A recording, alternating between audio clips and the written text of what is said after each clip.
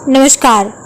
बेटी बचाओ बेटी पढ़ाओ के नारे को साकार करने के लिए सरकार करोड़ों रुपए खर्च कर रही है।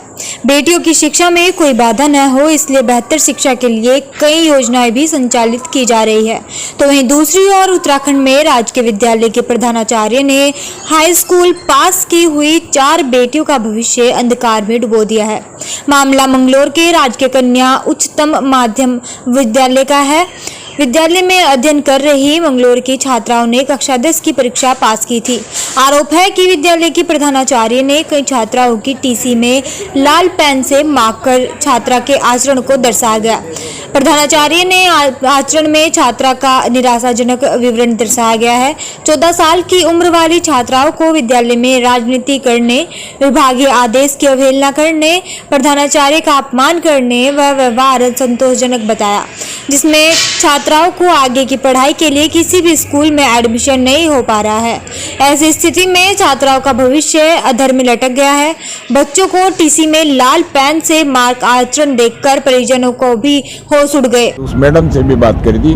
मैंने कहा मैडम ये बताओ कि ये बच्चियाँ जो हैं 15, 12, 13 साल की, जो आपने रेड पेन से पे लिखा है, तो बताने का कष्ट करेंगे ये किन किन मामलों में इन्वॉल्व है, किन राजनीति से प्रभावित है। वो कह रही है कि उस पर लिखा हुआ है कि राजनीति से राजनीति करती हैं, जो है इस लायक नहीं है कि इन्हें पढ़ाया जा सके। तो मैंने कहा बताइए कहाँ राजनीति कर रही हैं, तो वो बता नहीं पाई। तो मैडम के खिलाफ फिर कार्रवाई कराऊंगा ताकि जो है इस बच्चों की भविष्य खराब कर रही है, टीचर पन में जो है कभी कर ना पाए, इसके खिलाफ कार्रवाई होनी चाहिए और ज़रूर होनी चाहिए, क्योंकि बच्चों का भविष्य का सवाल है, जिसपे मैं समझता हूँ कि आज तक जब से देश आज़ाद हुआ ये पहला केस मेरे नज़र में आया है जिसमें रेड पेन से लिखा गया। ये हमारे बच्चे हैं, भतीजी हमारी है, ये राजकीय जूनियर हाई स्कूल मानक चौक में पढ़ते हैं।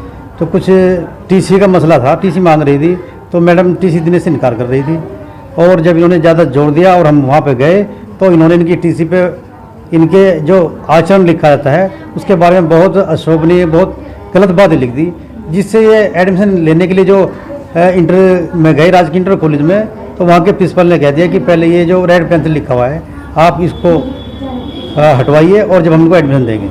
मेरा नाम नाजिया है। मैं राजकीय कन्या उच्चतर माध्यमिक विद्यालय मानक चौक से 10th क्लास सेकंड डिवीज़न से मैंने क्रॉस कर ली है।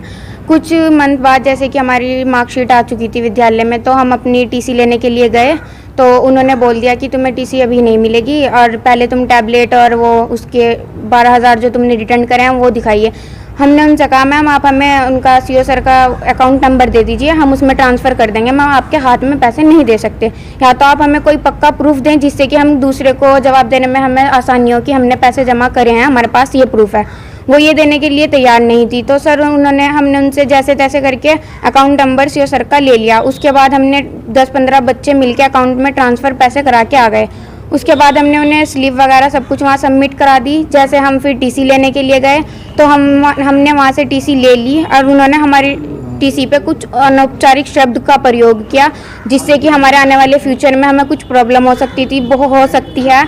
आगे एडमिशन लेने में भी काफ़ी प्रॉब्लम हो रही है। वो भी डर रहे हैं कि ऐसे बच्चे को हम अपने विद्यालय में नहीं ले सकते।